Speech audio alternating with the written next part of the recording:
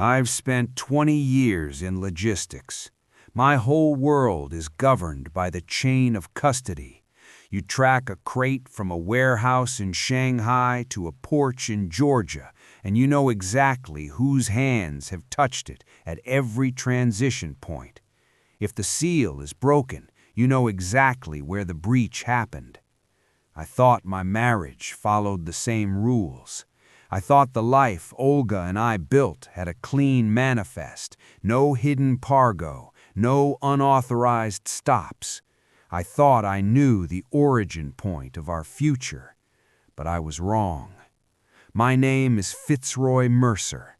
For 6 years, I lived in the silence of an empty house, waiting for a shipment that felt like it was never going to arrive.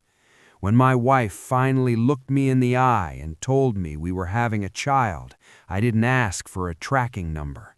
I didn't check the seals. I just believed. Before I tell you about the man who stood in the rain and told me my life was a forgery, I want you to ask yourself something.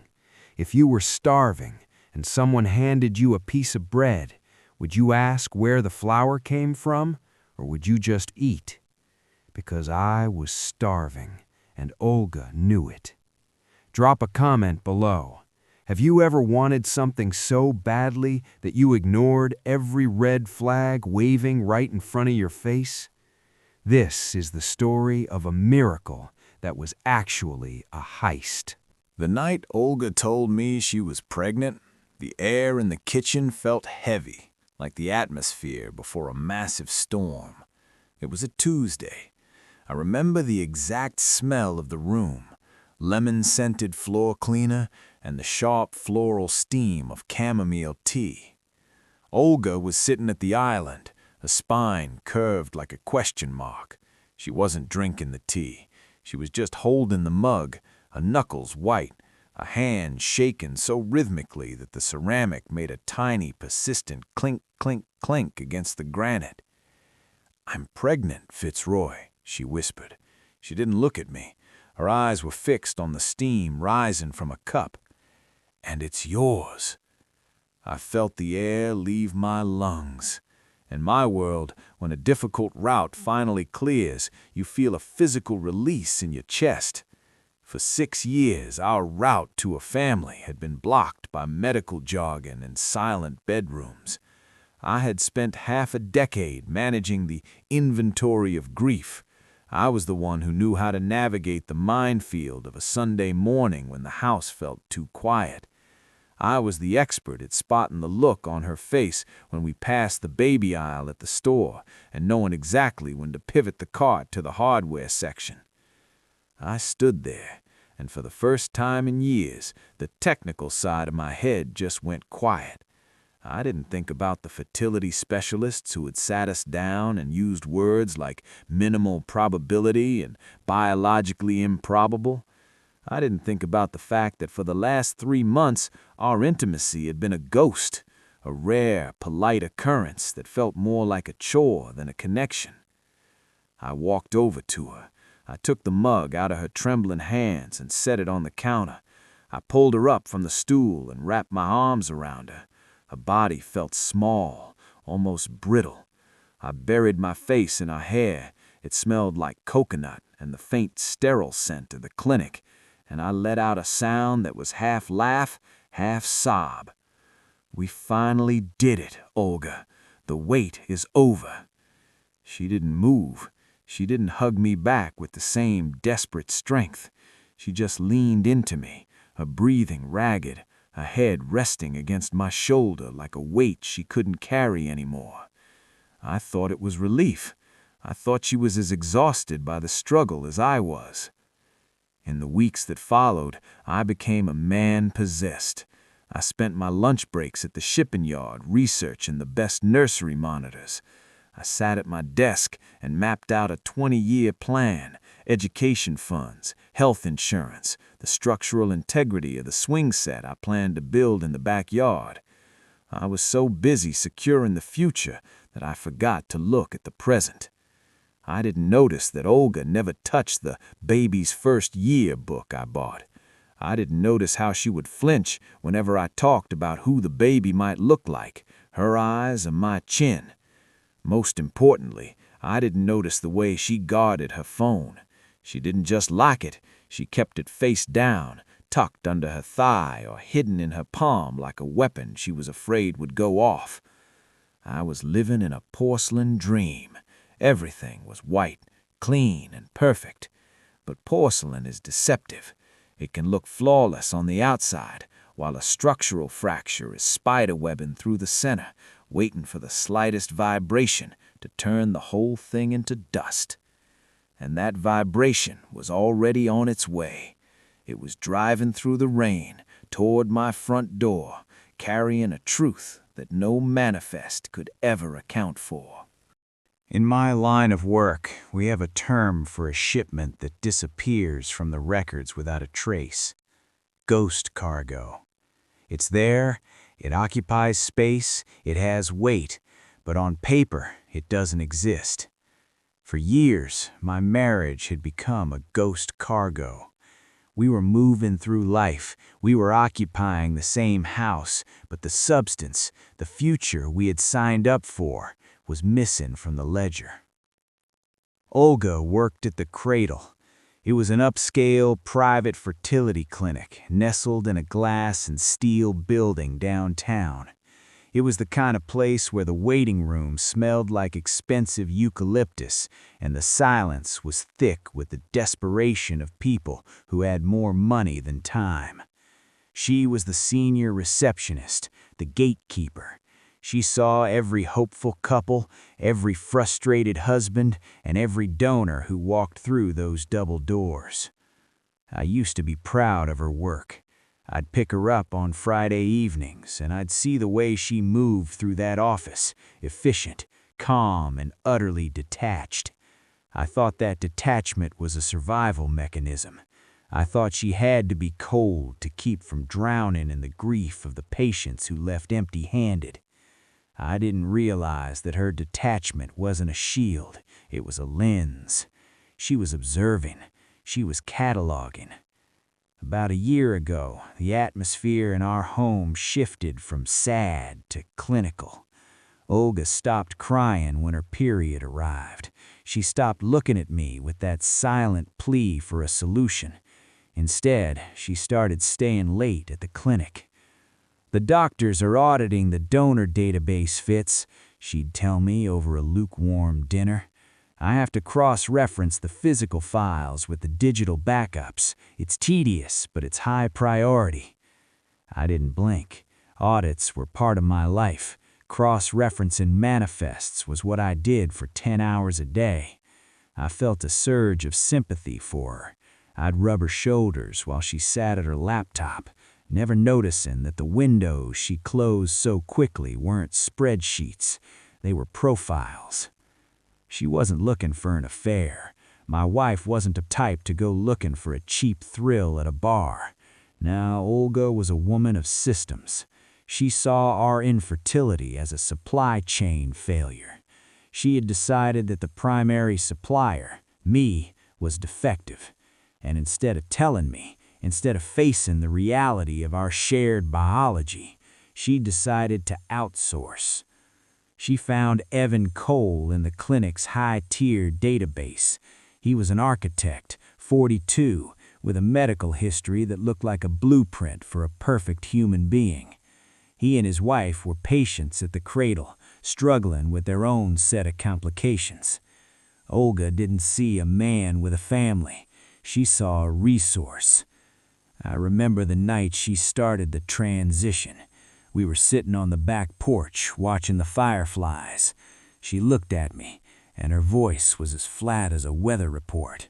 "Fitz," she said, "if there was a way to fix this, if there was a shortcut that didn't involve more needles and more bills, would you take it, even if the paperwork was unconventional?" I thought she was talking about a clinical trial. I thought she was asking if I'd be okay with some experimental procedure. I reached over and squeezed her hand. "Whatever it takes to get us to the finish line, Olga. I trust you." She didn't squeeze back. She just looked into the dark. That was the moment she gave herself permission. That was the moment she decided that my trust was a blank check she could use to buy a life that didn't belong to us. She began meeting Evan Cole under the guise of administrative consultations. She told him she was divorced. She told him she was a surrogate for a private, anonymous couple who wanted to avoid the clinic's fees. She used the clinic's letterhead, her knowledge of the legal loopholes, and her own body to construct a side contract. While I was at the shipping yard coordinating the movement of thousands of tons of steel, my wife was coordinating the movement of a stranger into our bed. She wasn't just hiding a lover, she was hiding a project. When she finally stood in that kitchen with her tea and told me the news, I thought the cargo had finally arrived. I thought the 6-year wait had over. I was so blinded by the joy of the delivery that I never thought to check the origin of the goods. I never noticed that the seal on our life had been broken months ago. I was happy. God, I was so happy. And that happiness was the biggest lie of all. In my industry, there's a phase we call the transit. It's that long, quiet stretch when the cargo is out on the open water. You can't see it, you can't touch it, but you track the coordinates every day and trust that the vessel is holding steady. For the 3 months following Olga's announcement, I was in a state of perfect transit. I was sailing on a sea of pure, unadulterated hope. I became a man of checklists. Every Saturday morning, I was at the local hardware store, my pockets full of paint swatches and sandpaper. I wasn't just fixing things around the house, I was sanitizing the environment. I reinforced the deck railings. I checked the ground fault circuit interrupters in the kitchen. I looked at the world through a lens of potential hazards, convinced that if I could control the physical space, I could guarantee the safety of the miracle growing inside my wife. I was so focused on the structural integrity of the house that I missed the cracks in the foundation of the woman living in it. Olga was changing. During those months, she became a master of information siloing. In logistics, siloing is dangerous. It's when one department doesn't know what the other is doing, leading to a total system failure. Olga was siloing me. She created a version of her pregnancy that was tailored specifically for my consumption. "I'm having a lot of morning sickness fits," she'd say, her face pale. "The doctor says it's a good sign, strong hormones, but I really just need to be left alone in the dark for a few hours." I'd nod, kiss her forehead, and retreat to the living room to read another book on the first 12 months. I thought I was being a supportive, empathetic partner. I didn't realize that the morning sickness was often a cover for the hours she spent on the phone, or the hours she spent scrubbed clean in the shower, trying to wash away the stress of a double life. I remember the clinic disconnect. Since she worked at the cradle, she insisted on handling all the medical logistics herself. "It's easier this way, Fitz. I can just slip in during my lunch break for the blood work. You don't need to take time off work for a 10-minute draw." My professional instinct should have flared up right then. In any chain of custody, you never let the person with a vested interest in the outcome be the only one to verify the data. But this wasn't a shipping lane, it was my marriage. I didn't want to be the auditor, I wanted to be the husband. So I stayed at the yard, signing off on bills of lading, while my wife was at the clinic, likely manipulating her own files to ensure that my name stayed on the father line of the digital record. There were subtle glitches, though, things that didn't fit the manifest. I found a receipt once, tucked into the pocket of a coat I was moving to the hall closet. It was for a high-end restaurant 30 miles outside the city, a place we had never been. The date was a Tuesday, a day she said she was working late on the data audit. I stood there with the slip of paper in my hand, my mind trying to reconcile the coordinates. When I asked her about it, she didn't even blink. "Oh, that was a vendor lunch, Fitz. One of the pharmaceutical reps was trying to get the clinic to switch brands. It was professional, but God, the food was too rich for me right now. She smiled, touched my cheek, and the discrepancy vanished. She was so good at it, she knew exactly which buttons to press to reset my internal alarm. She used my own desire for a family as a silencer for my intuition. During the evenings, I'd sit on the floor by her feet while she rested on the sofa. I'd talk to her belly. I'd tell the baby about the shipping yard, about the giant cranes that looked like prehistoric birds, and about the house we were building for them. Olga would run her fingers through my hair, but she never looked at me when I did it. She looked at the ceiling. She looked at the door. She wasn't sharing the moment with me. She was enduring it. I thought we were building a future. I thought we were finally at the destination. But looking back, I was just a passenger on a ghost ship, and the woman at the helm had already plotted a course for a total wreck. She was just waiting for the right moment to let the hull hit the rocks. And that moment was coming, carried by a man who was currently losing his own mind, realizing that the arrangement he'd made with a quiet medical receptionist wasn't as discreet as he'd been promised. In logistics, there is a phenomenon known as a systemic breach. It's not a slow leak or a minor error. It's a total failure where the reality on the ground no longer matches the data on the screen. It usually happens because someone ignored a red flag miles back. I was that someone. I had ignored the silence, the face-down phone, and the vendor lunches. I had traded my eyes for my heart, and on a rainy Wednesday evening, the bill finally came due. It was one of those relentless gray Georgia rains, the kind that turns the world into a blur of wet asphalt and dripping trees. Olga was in the shower. I could hear the muffled hum of the pipes behind the bathroom wall. I was in the living room, surrounded by piles of laundry, folding tiny white onesies that looked small enough to fit in the palm of my hand. I felt a sense of profound peace. I felt like a man who had finally brought his ship into a safe harbor. And then came the knock. It wasn't a tentative knock. It was heavy, rhythmic, and persistent. I set down a folded shirt and walked to the front door, expecting a neighbor or a delivery driver who had the wrong house. When I swung the door open, the humid, wet air hit me first, and then I saw him. He was in his early 40s, well-groomed but disheveled, wearing a dark jacket that was already soaked through with the shoulders. His eyes didn't look like the eyes of a salesman. They looked like the eyes of a man who hadn't slept in a week, the kind of eyes I've seen on drivers who have been on the road for 48 hours straight, pushing through exhaustion. "Are you Fitzroy Mercer?" he asked. His voice was low, strained, vibrating with a tension I couldn't yet name. "I am," I said, stepping back slightly. "Can I help you?" He swallowed hard, his gaze shifting past me into the warmth of my hallway, landing on the framed wedding photo on the wall. He let out a breath that sounded like a groan. "I need to talk to you about Olga."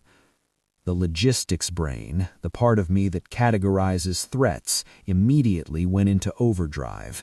I thought of a car accident. I thought of a medical emergency at the clinic. I thought of every nightmare scenario except the one that was standing in front of me. "Who are you?" I asked, my voice sharpening. "My name is Evan Cole," he said. He looked down at the wet porch, then back at me. "And the baby Olga is carrying might be mine." I didn't feel anger, not yet. What I felt was a sudden violent vertigo, as if the floor had suddenly turned into water. I grabbed the door frame, my knuckles turning white. "That's not funny," I said. My voice sounded thin, like a wire about to snap. You have the wrong house. You have the wrong name." "I wish I did," he whispered. "Please, just 5 minutes. That's all I'm asking. I'm not here to fight you, Fitzroy. I'm here because I've already lost everything, and I think you're about to, too." I should have slammed the door. I should have protected the porcelain dream for 5 more minutes, but I didn't. I stepped out onto the porch, into the rain, the cold water soaking into my socks, my shirt clinging to my skin. I didn't care. I needed to see the manifest of this man's claims. "Start talking," I said. He told me about the discreet arrangement. He told me how Olga had approached him at the clinic, how she had used her position as senior receptionist to identify him as a prime donor. But she hadn't framed it as a medical procedure. She had framed it as a private transaction to help a couple in need, a couple she claimed were her friends. "She told me she was divorced," Evan said, his voice breaking as the rain ran down his face. "She told me she lived alone. She said she was acting as a surrogate because she wanted to help someone who couldn't carry. She used the clinic's letterhead to draft fake NDAs, Fitzroy. She made it look like a legal, silent contract." He described my wife's apartment, not our house, but a small studio she had apparently been renting for months, a place she told him was her home. He described her birthmarks. He described the way she liked her chamomile tea. He described the woman I slept next to for 6 years, but he described her as a stranger. "So why are you here now?" I demanded, my heart hammering against my ribs like a trapped bird. "Because 2 weeks ago, I ran into her at the grocery store. I was with my wife. Olga panicked. She didn't expect to see me in the real world. When my wife asked who she was, Olga stared at both of us and told my wife that the baby she was carrying was mine. She said it out of pure panicked spite to save herself from being seen as a clinic employee. My wife left me that night. She thinks I've been having a secret affair for a year."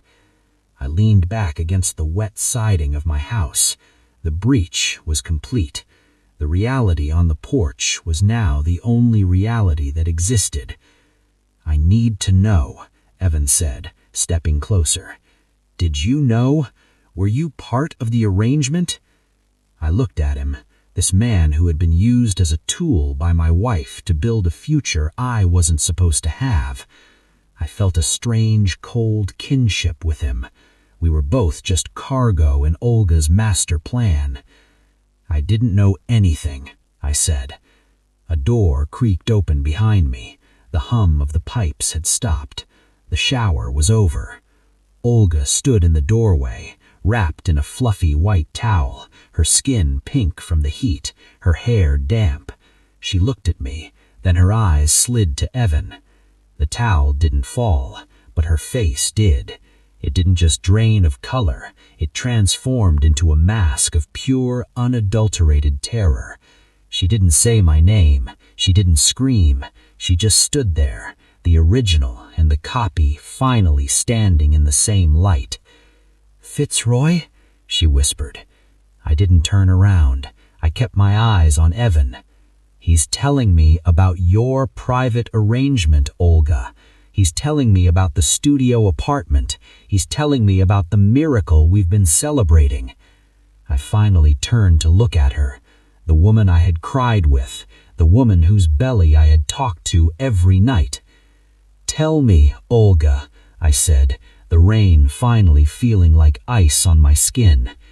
"Whose child is in that manifest? Because I'm looking at the records and the chain of custody is broken." In logistics, when you discover a major discrepancy in a high-value shipment, you don't panic. Panic leads to more errors. Instead, you initiate a forensic audit. You freeze the line, you lock the warehouse doors, and you go back to the very first entry in the ledger. You look for the moment the truth deviated from the documentation. As I stood on that porch, dripping wet, looking at the woman who had forged my life.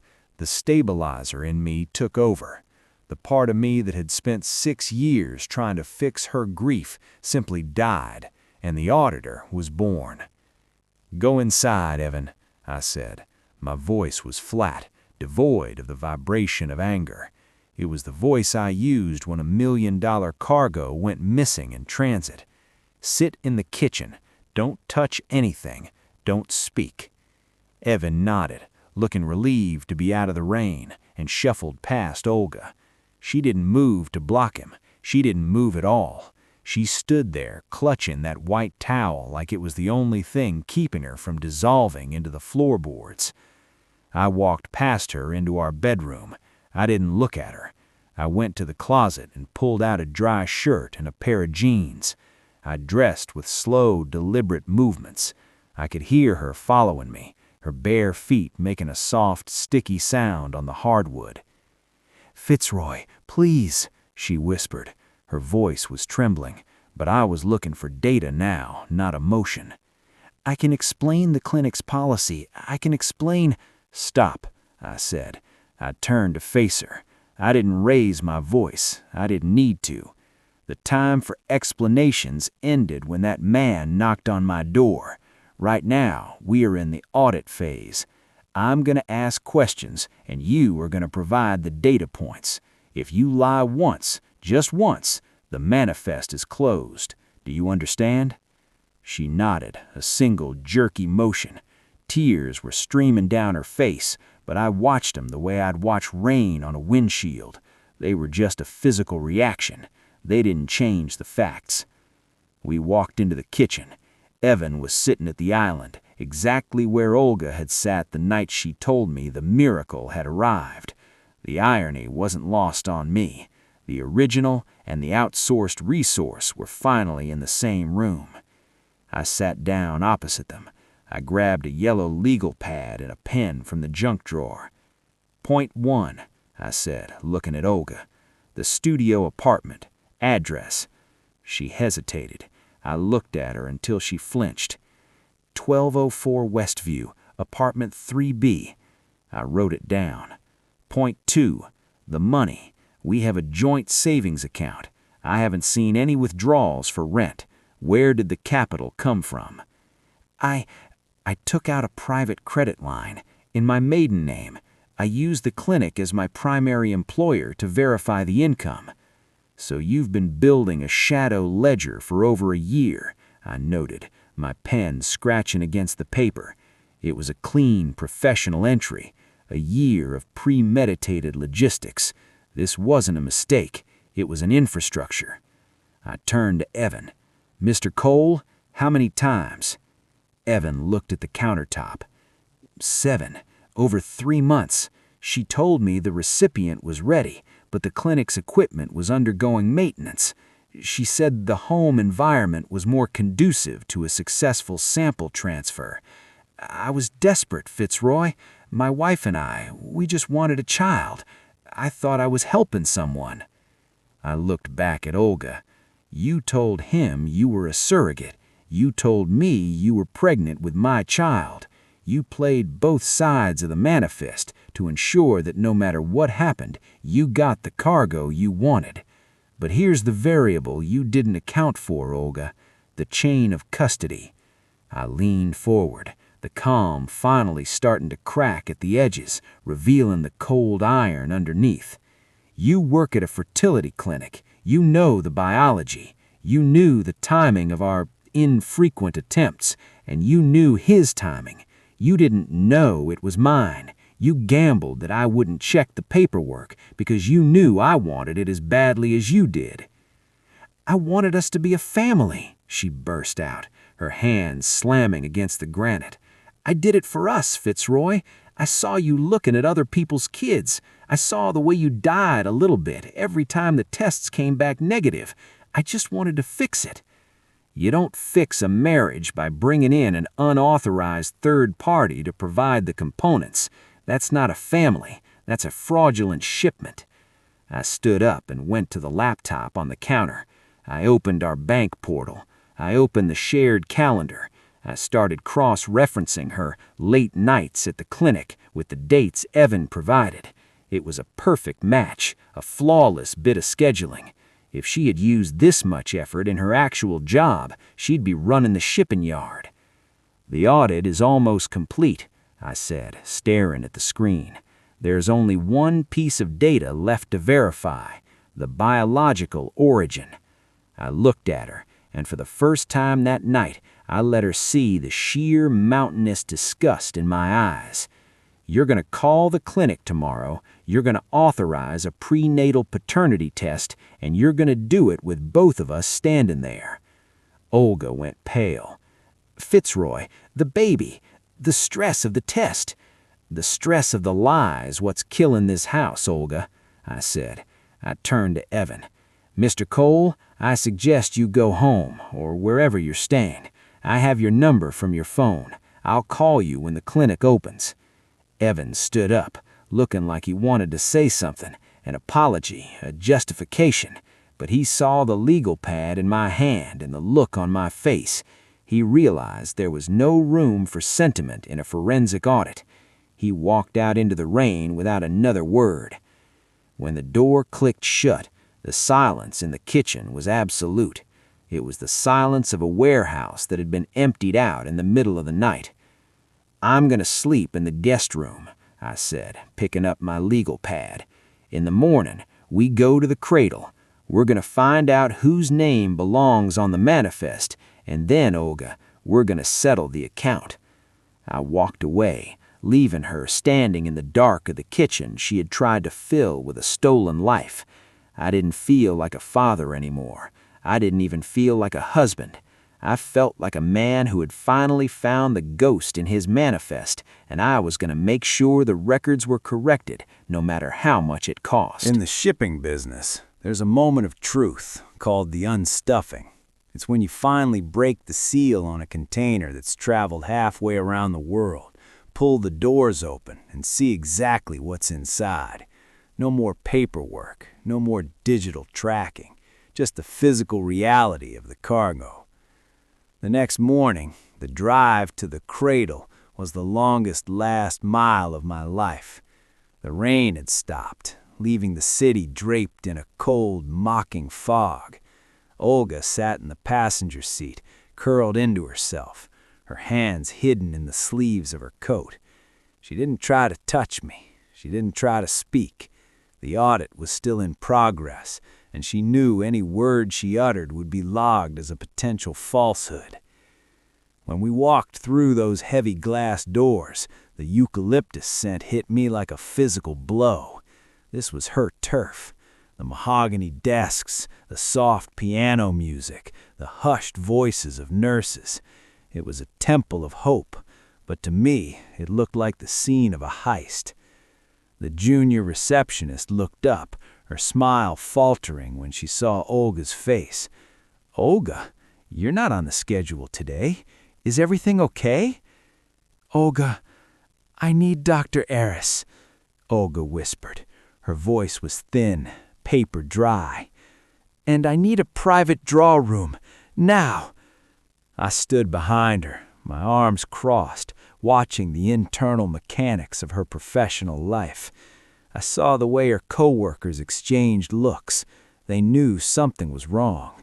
In logistics, if the manager shows up on their day off looking like a wreck, you know a major account has been compromised. We were led to a small, sterile room in the back, room 4. It was white, cold, and smelled of rubbing alcohol. Evan Cole was already there, sitting on a plastic chair in the corner. He looked even worse than he had on the porch. He looked like a man waiting for a sentencing. Dr. Eris, a woman with iron gray hair and eyes that had seen every version of human desperation, walked in. She looked at Olga, then at me, then at Evan. She was a professional. She didn't need a map to see the wreckage. "Olga, what is this?" the doctor asked, her voice low and clinical. "We need a non-invasive prenatal paternity test," I said. I didn't wait for Olga to find her voice. I stepped into the center of the room. the auditor taking point, and we need a full review of the patient files for Evan Cole and any unauthorized access linked to Olga's login credentials over the last 12 months. The room went ice cold. Dr. Aris looked at Olga, whose head was bowed so low her chin touched her chest. "Fitzroy, that's highly irregular," the doctor started. "What's irregular is a senior receptionist using her access to bypass clinic protocols, renting a shadow apartment, and presenting a stranger's biological material as her husband's. We can do this through the clinic's internal review, or we can do it through the state medical board. Your choice, doctor, but the unstuffing happens today." The doctor sighed, a sound of profound professional disappointment. She signaled for a nurse. "Take the samples, blood from the mother, buccal swabs from both men. I'll run the expedited panel." As the nurse prepped the needles, I watched Olga. I watched the needle slide into her arm, drawing the dark red proof of her betrayal. She winced, and for a second, the old Fitzroy, the stabilizer, wanted to reach out and hold her hand. He wanted to tell her it would be okay. But that man was gone. He had been replaced by a man who was looking for a clean ledger. The wait for the master override, the moment the lab results would override her lies, took 4 hours. We stayed in that room, 3 people, 1 lie, and a silence so thick it felt like it was choking the light out of the space. Evan stared at a poster of a developing embryo. Olga stared at her lap. I watched the clock on the wall, tracking the minutes like a delayed shipment. When Dr. Aris returned, she wasn't holding a folder. She was holding a single sheet of paper. She didn't look at Olga. She looked at me. "The results are conclusive," she said. In that moment, I saw Olga's entire body tensed, her eyes squeezed shut, praying for one last glitch in the system, praying that by some 1-in-a-million miracle, the biology had followed the lie. "Evan Cole is the biological father. The probability of paternity is 99.9%. I didn't flinch. I didn't yell. I just exhaled a breath I felt like I'd been holding since Tuesday night. The discrepancy was no longer a theory. It was a fact. The manifest was officially closed. "And the internal audit?" I asked. "We've already flagged Olga's account," the doctor said, her voice turning sharp as a scalpel. "She accessed Mr. Cole's private contact information and medical records 14 times outside of billing hours. Olga, you're terminated, effective immediately. We will be contacting our legal counsel regarding the HIPAA violations and the fraudulent use of clinic letterhead." Olga let out a broken, jagged sob. She reached for my hand. "Fitzroy, I just wanted you to be a father. I just wanted us to be happy." I pulled my hand away. I looked at the paper on the table, the proof that the miracle I had whispered to every night was actually another man's future. "You didn't want me to be a father, Olga. You wanted to be a director. You wanted to cast me in a play I never auditioned for. You didn't give me a child, Olga. You gave me a bill for a life I can't afford to live." I stood up. I looked at Evan, who was shaken, a strange mix of horror and relief on his face. He finally had his answer, even if it cost him his own marriage. "The audit is over," I said to the room. I walked out of the clinic, past the eucalyptus-scented lobby, and into the cold gray fog of the street. I didn't wait for her. I didn't care how she got home. For the first time in 6 years, my inventory was 0. I had nothing. No child, no wife, no future. But as I got into my car and gripped the steering wheel, I realized something. My ledger was finally, painfully clean. And in my business, that's the only way you can ever start a new route. In the logistics industry, When a partnership goes bankrupt or a contract is terminated for fraud, you enter a phase called liquidation. You don't look at the emotional value of the assets. You don't remember the good times when the warehouse was full. You simply look at the inventory and decide what can be reclaimed, what can be sold, and what needs to be burned to the ground. I spent the 48 hours following the clinic visit in a state of icy mechanical efficiency. I didn't go back to the bedroom we had shared. I slept on the sofa, the same sofa where I had spent months rubbing Olga's feet while she lied to my face. The silence in the house was no longer the heavy, sad silence of infertility. It was the sharp, jagged silence of a crime scene. "Fitzroy, please," Olga said, standing in the doorway of the living room on Friday morning. She was still wearing her coat from the day before, her eyes swollen and bloodshot. She hadn't left the house. She had spent the night in the nursery, sitting in the rocking chair I'd bought. "We can go to counseling. We can talk about how the stress of the clinic pushed me to this. We can still raise him. He can still be yours in every way that matters." I didn't look up from my laptop. I was currently looking at our mortgage statement. I was looking at the chain of ownership. "He isn't mine in any way that matters, Olga," I said. My voice was a flat line. "In logistics, if you change the origin label on a crate, it doesn't change the contents. It just makes the paperwork a felony. You brought a stranger into our bed to manufacture a child because you didn't think I was enough. You didn't just break a vow. You broke the fundamental structure of who I am." I turned the screen toward her. I had a spreadsheet open.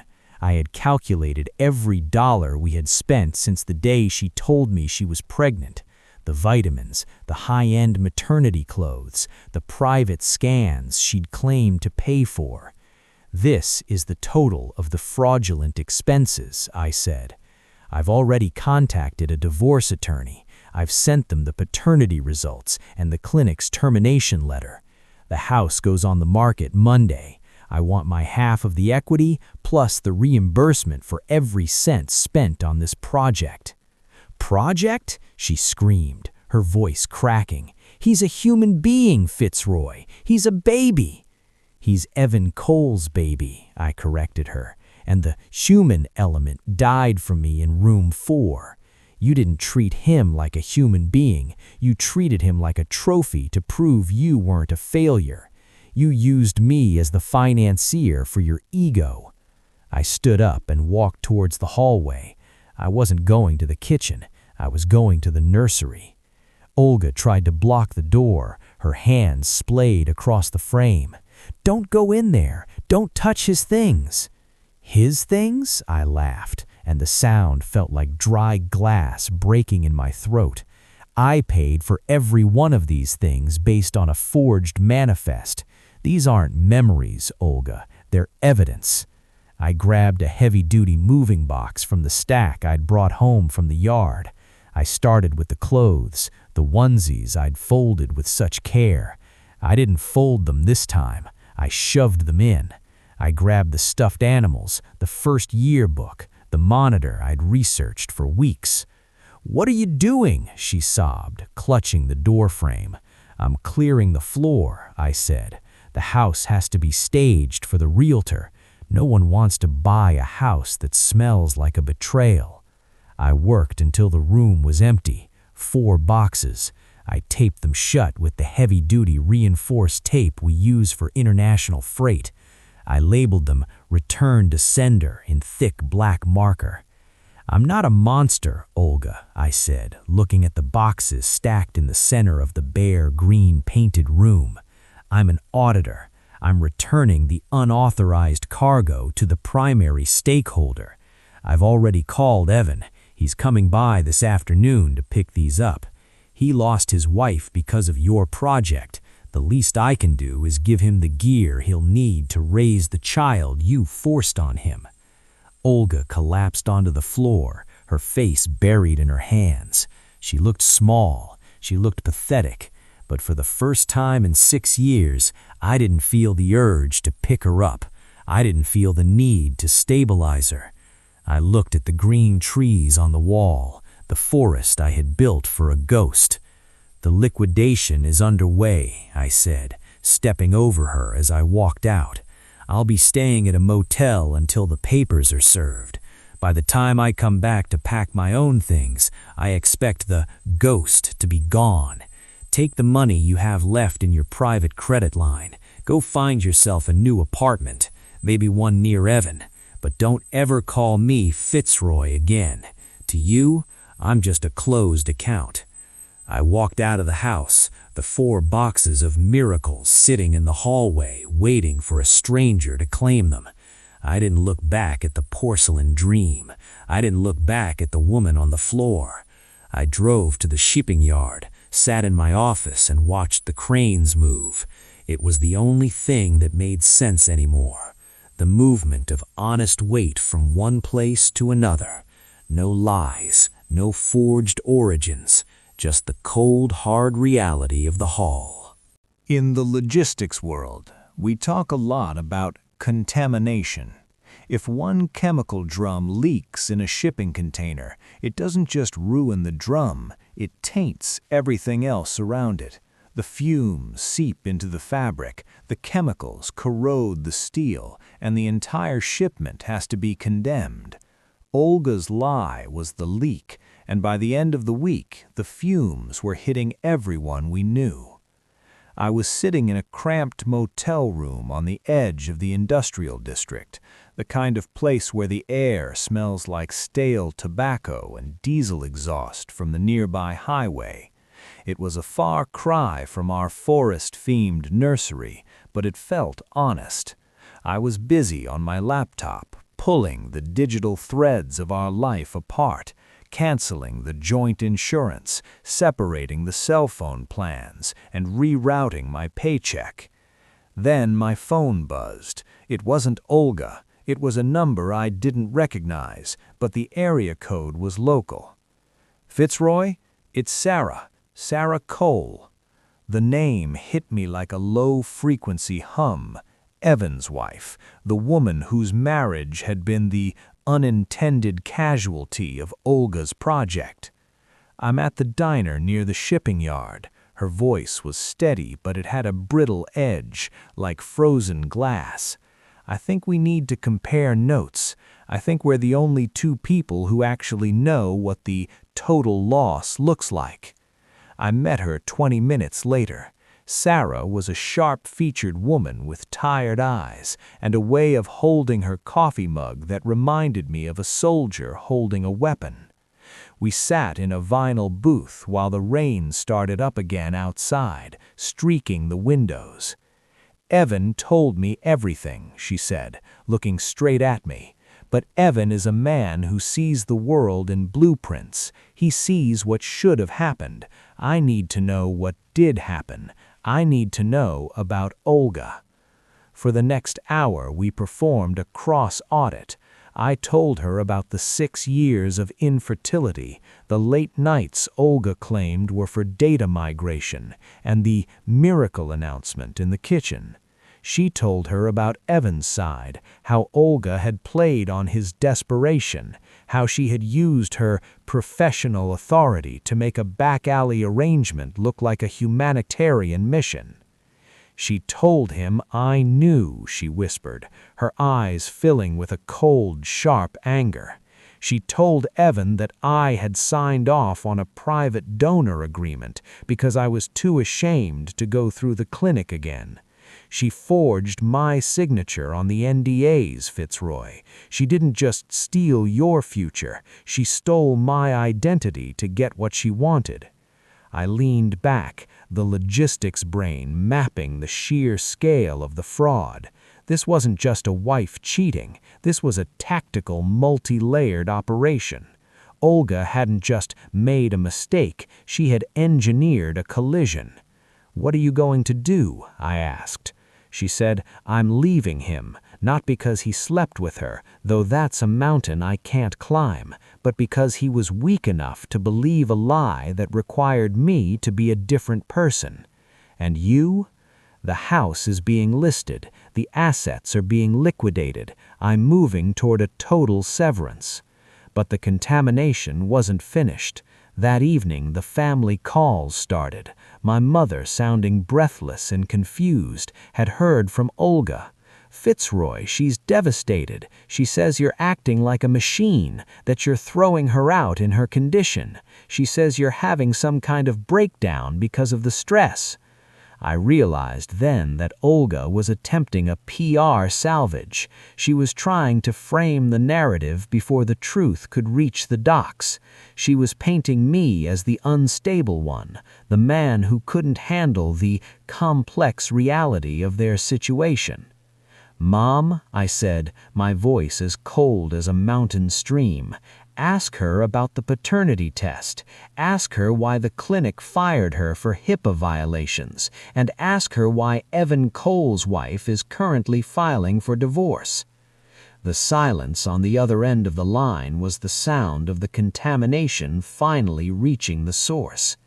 I hung up and looked at my legal pad. I had a list of everyone I needed to contact, every friend who had sent a congratulations card, every relative who had bought a gift. I wasn't going to let Olga rewrite the manifest. I drafted a single BCC'd email. No emotion, no vitriol, just a summary of the forensic audit, the paternity results, the termination from the clinic, and the dissolution of the marriage. I hit send. In logistics, when a shipment is compromised beyond repair, you issue a notice of total loss. You don't try to salvage the salvageable parts. You just tell the stakeholders that the cargo no longer exists. As I sat in that dark motel room, I realized that Sarah and I were the only ones standing in the wreckage. Everyone else was just an observer. I looked at the return to sender boxes in my mind, the ones waiting for Evan to pick them up. The contamination was deep. The cleanup was going to be expensive, but as the emails started hitting the inboxes of everyone we knew, I felt the final seal on our shared life break. The lie was out of the container, and now there was nowhere left for Olga to hide. In the shipping world, there is a maneuver called deadheading. It's when a driver is forced to haul an empty trailer just to fulfill a contract that has already gone sour. It's a waste of fuel, a waste of time, and a drain on resources. Olga was trying to turn me into a deadheader. She realized she couldn't keep the house, and she'd lost the narrative, so she pivoted to her final, most desperate logistical play: legal entrapment. 2 weeks after the notice of total loss had been sent to our family and friends, I received a thick envelope from a law firm I didn't recognize. It wasn't divorce papers. I had already sent those. It was a petition for de facto parentage and a demand for prenatal support. Olga was trying to use the law to override biology. She was arguing that because I had held myself out as the father for the first 5 months, because I had talked to the belly, bought the crib, and participated in the architecture of the future, I had entered into a verbal and emotional contract. She wanted a court to declare me the legal father regardless of the DNA. She wanted me to pay for the shipment she had ordered from another supplier. I sat in my office at the shipping yard, the hum of the forklifts outside sounding like a low-grade headache. I read the petition twice. She was playing the equitable estoppelment card. She was trying to prove that the child's best interests required my financial cargo. "It's a Hail Mary, Fitzroy," Henderson said, leaning back in his leather chair. "But in this state, it's a tricky one. If she can prove you intended to be the father even after the doubt was raised, or if she can prove the child will suffer without your support, a judge might listen. She's not looking for love anymore. She's looking for a pension for her mistake." I felt a cold, familiar iron settle in my gut. This was no longer about a broken heart. This was about a hostile takeover. I didn't wait for the court date. I went back into my forensic audit mode. If she wanted to play a game of intent, I was going to provide a timeline that made her intent look like a criminal enterprise. I spent 3 nights at the shipping yard, using the high-speed scanners to digitize every piece of evidence I had. I didn't just have the paternity test, I had the timeline of deception. I pulled her late-night logs from the clinic, data Dr. Aris had quietly provided after the termination. I cross-referenced them with my own GPS logs from the company truck. I showed that while I was at the yard, she was at the studio apartment. I found the emails she had sent from her maiden name account, which she had accidentally stayed logged into on our home tablet. But the kill switch was the blue folder of her own making. In her desperation to be organized, Olga had kept a physical notebook in her work locker, which she'd taken home in the final scramble. I found it tucked behind the water heater in the basement. It was a project log. In her own handwriting, she had mapped out the cycles, the meetings with Evan, and most importantly, a section titled The Pivot. In that section, she had written, "If the features don't match Fitz, I'll tell him it's a throwback to my grandfather. If the blood type is a mismatch, I'll claim the clinic made a clerical error. He wants this too much to check the math."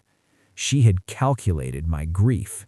She had used my desire for a child as a variable in her equation for a successful lie. The final demand hearing was held in a small wood-paneled room in the county courthouse. Olga sat across from me, her belly significantly larger now, wearing a soft blue dress designed to make her look like the victim of a cold-hearted husband. She didn't look at me. She looked at the judge with a practiced, weary sadness. Her lawyer stood up and started talking about the bond of the provider and the sanctity of the intended family. He talked about how I had cried with joy and how withdrawing now would be a cruel abandonment. When it was my turn, I didn't give a speech about my feelings. I didn't talk about my broken heart. I stood up and handed Henderson the tablet. "Your Honor," Henderson said, his voice echoing in the quiet room, "we aren't here to discuss bonds. We are here to discuss a premeditated fraud. My client didn't enter into a contract for a family. He was the victim of a sophisticated identity and emotional theft." He projected the project log onto the screen. The room went silent as the judge read Olga's own words. "He wants this too much to check the math." I watched Olga. She didn't cry this time. She just withered. She shrank into her chair as the project was laid bare in black and white. She had treated our future like a supply chain hack, and the auditor had just found the fraudulent entry. The judge didn't even need a recess. He looked at Olga with a mix of pity and profound distaste. "The petition for de facto parentage is denied," the judge stated, his gavel hitting the wood with the finality of a closing door. "Fraud vitiates every contract it touches. Mr. Mercer is not the father, he is not the provider, and he is no longer a party to this manifest." I walked out of that courtroom without saying a word to her. I walked past her sobbing mother and her confused friends. I walked into the bright, harsh sunlight of the afternoon. The final demand had been rejected. The deadhead was over. I had dropped the empty trailer, and for the first time in months, I was driving a clean rig. But as I reached my car, I saw Evan Cole standing by the fountain. He looked at me, then at the courthouse. He didn't have a lawyer. He just had a look of sheer, terrifying realization. He was the one who would have to pick up the shipment now. He was the one who was truly tied to the origin of the lie. I nodded to him, one driver to another, passing on a dangerous road. And then I drove away. In the logistics business, after the lawsuits are settled and the insurance claims are processed, you're left with the residual inventory. This is the stuff that isn't worth the cost of shipping back, but you can't quite bring yourself to throw away. It sits in a corner of the warehouse, gathering dust, a physical reminder of a failed venture. I spent the next month in a state of quiet, methodical dismantling. The house, the one with the forest-themed nursery and the reinforced deck, was sold in a 3-day bidding war. People saw the curb appeal, the fresh paint, and the happy home vibes I had spent 6 years cultivating. They didn't see the forensic audit that had just been conducted inside those walls. They didn't see the ghost of the man who had been hollowed out by a lie. On the final day, I stood in the empty living room. The echo was the loudest thing I'd ever heard. Every step I took sounded like a hollow drum. I had moved my life into a 1-bedroom apartment near the docks. It was small, industrial, and stripped of sentiment. No chamomile tea, no baby apps, no 20-year plan. Just a bed, a desk, and a window that looked out over the shipping containers stacked in the yard. I liked it. In that apartment, the chain of custody was simple. There was only me. But liquidation isn't just about property. It's about the intangible assets. I found myself sitting at my desk one Tuesday night, the same night of the week Olga had told me she was pregnant. I was looking at a small silver frame I'd forgotten I had. It wasn't a photo of Olga. It was the first ultrasound, the one where she had stared at the floor while I squeezed her hand. I looked at that tiny, grainy image of a spine and a heartbeat. As a logistics man, I knew this wasn't my cargo. Biologically, this was Evan Cole's. Legally, I was a stranger. But the emotional inventory didn't follow the law. I had spent 5 months talking to that heartbeat. I had mapped out a life for that spine. I had loved a ghost with everything I had. I realized then that the hardest part of the audit wasn't proving Olga was a liar. It was realizing that I had been a willing participant in my own deception. I had wanted the shipment so badly that I had ignored the broken seals and the forged signatures. I had short-shipped my own intuition. I took the ultrasound out of the frame. I didn't rip it up. I didn't burn it. I put it into a manila envelope labeled Final Settlement. I drove to the address Evan Cole had given me, a small rental on the other side of town. He opened the door, and he looked like a man who had been through a war. His wife was gone, his reputation at the clinic was shredded, and in a few months he would be a father to a child born from a woman he didn't love and a plan he hadn't fully understood. "I found this," I said, handing him the envelope. "It belongs with the rest of the records." Evan took the envelope, his fingers trembling. "Fitzroy, I'm sorry. I know I said it before, but looking at what's left, I'm sorry." "Don't be sorry for me, Evan," I said, looking past him into his messy, lonely living room. "I've cleared my books. You're the one who has to manage the long-term storage now. You're the one who has to explain to that child one day where they came from." "She keeps calling me," Evan whispered. "Olga. She says she has no one left. She says the child needs a father who isn't cold like a machine." I felt a ghost of a smile touch my lips, a cold, hard thing. She's right about one thing. I am a machine now. I've been calibrated to only accept the truth. If she calls you, Evan, just remember, check the manifest every single time. I walked back to my truck. As I drove away, I saw Evan standing on his porch, holding the envelope containing the first image of his child, a child conceived in a studio apartment he thought was a home, under a name he thought was single. I went back to my apartment and sat by the window. I watched the night shift at the yard. The giant gantry cranes were moving containers under the floodlights, their movements precise, rhythmic, and honest. They didn't care about the stories inside the boxes. They only cared about the weight and the destination. I pulled out my legal pad and wrote one final entry. Inventory of loss. 1 marriage, total write-off.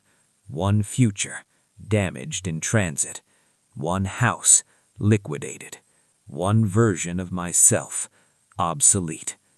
I stared at the list, and then I did what I do at the end of every fiscal year.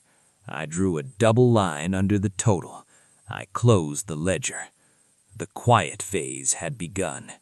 I was no longer a husband, and I would never be a father to that child. I was just Fitzroy Mercer, a man who lived by the docks and knew exactly how to track a lie from the moment it was loaded to the moment it exploded. In my business, there is a term for the very last step of a recovery operation, the closeout.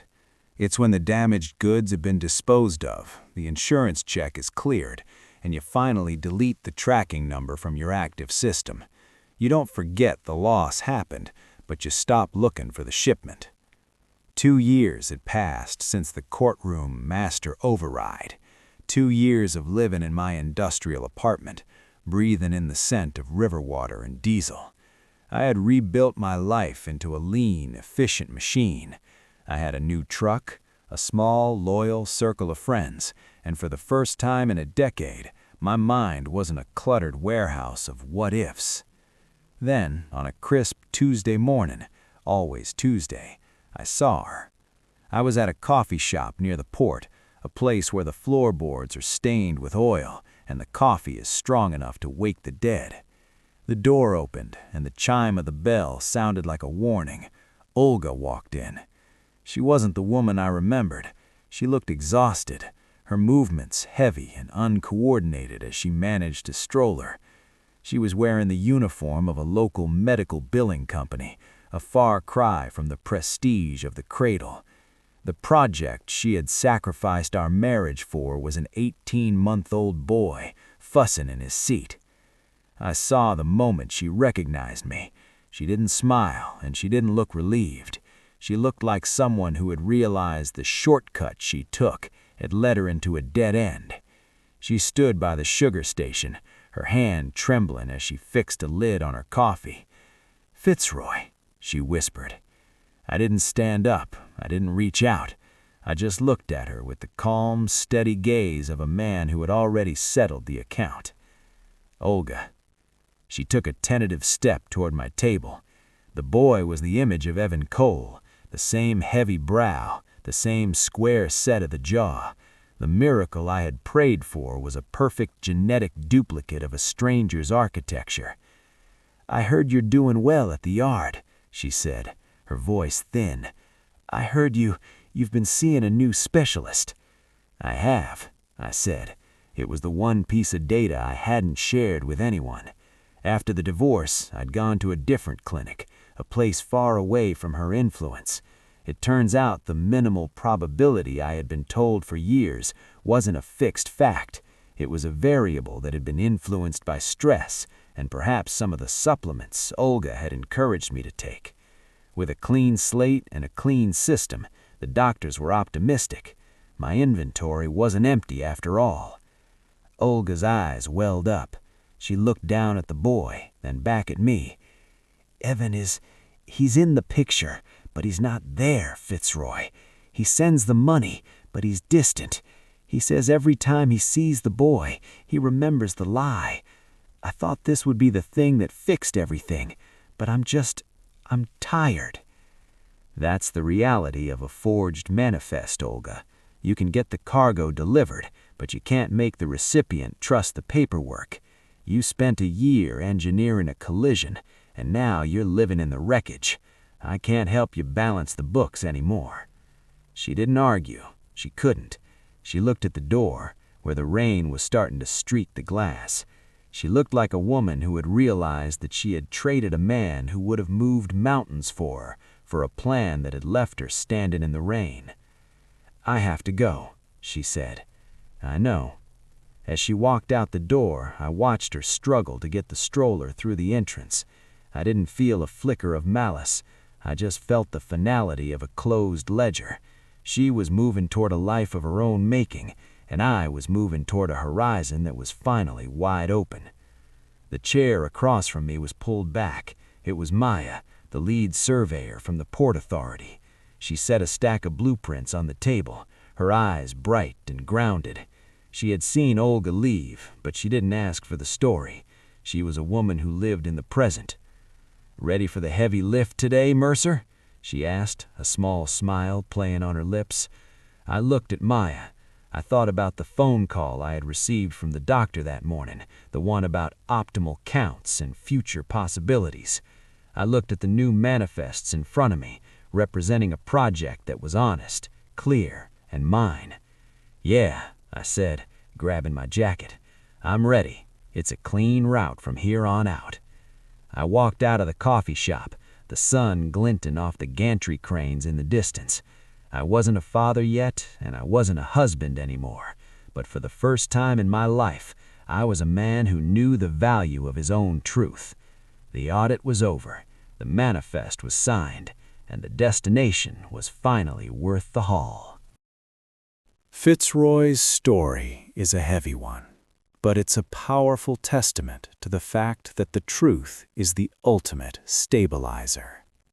He survived a betrayal designed to trap him, and in the end, he didn't just clear his name, he cleared his future.